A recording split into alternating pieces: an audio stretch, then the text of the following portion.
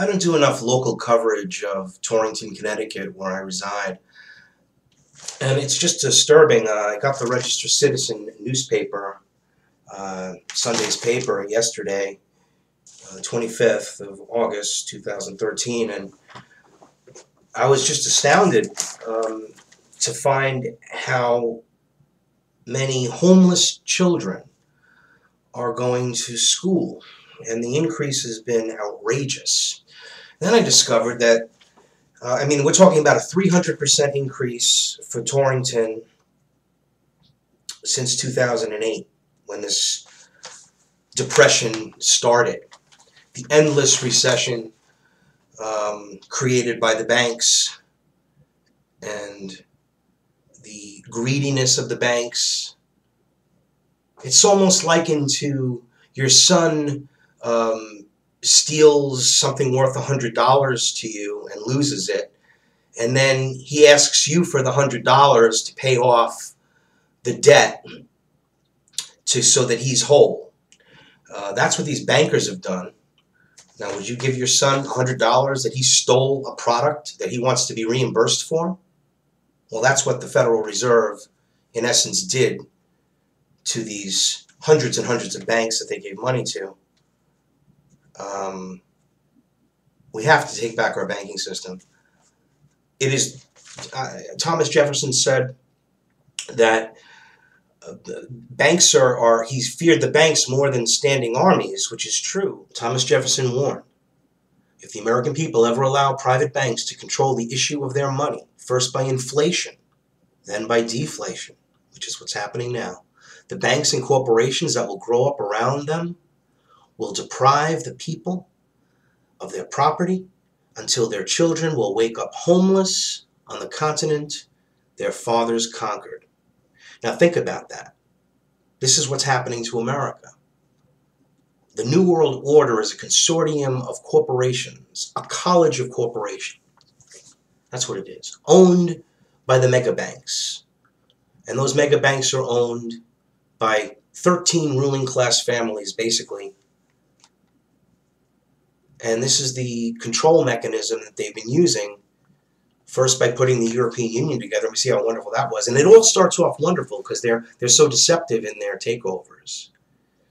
The euro was very strong. Remember, it was stronger than the dollar.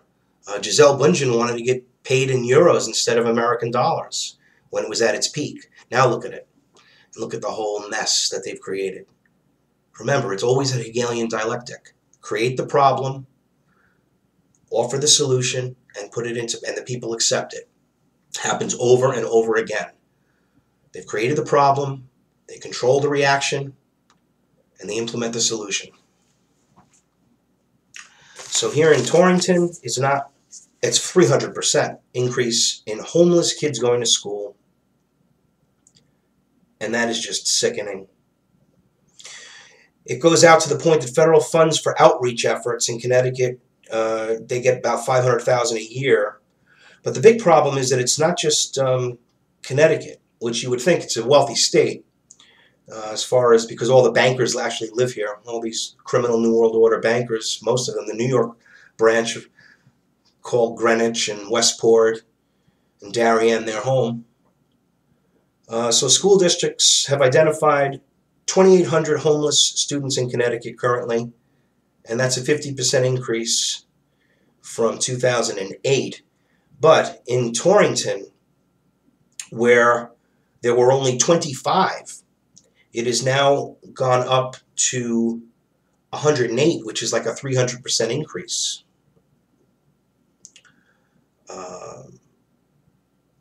It's just unbelievable.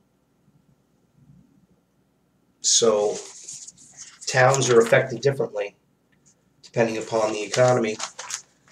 But it's a worldwide problem, not just the United States. My friends across the pond, like Elizabeth Rigney, shout out to you. In Ireland, they're under the same oppression that we are, the same exact regulations, the same exact protocols they want to put into place, the same exact agenda. Globalization, sustainability. These are all catchphrases for the agenda to enslave the population, take away all our rights. While the left is all these liberals are out there screaming gun control, they're being enslaved by Obamacare. They're being enslaved by all these other regulations that they think are great, keeping the environment green. Let's tax us for the greenness. Let's tax the cows farting. Let's tax carbon emissions, which is, global warming, the whole fraud. Al Gore's on a rampage now. Anyway, to end my little morning rant here for Monday, August 26, 2012, these are going to be daily occurrences now. You have to see the numbers. New Haven, unbelievable.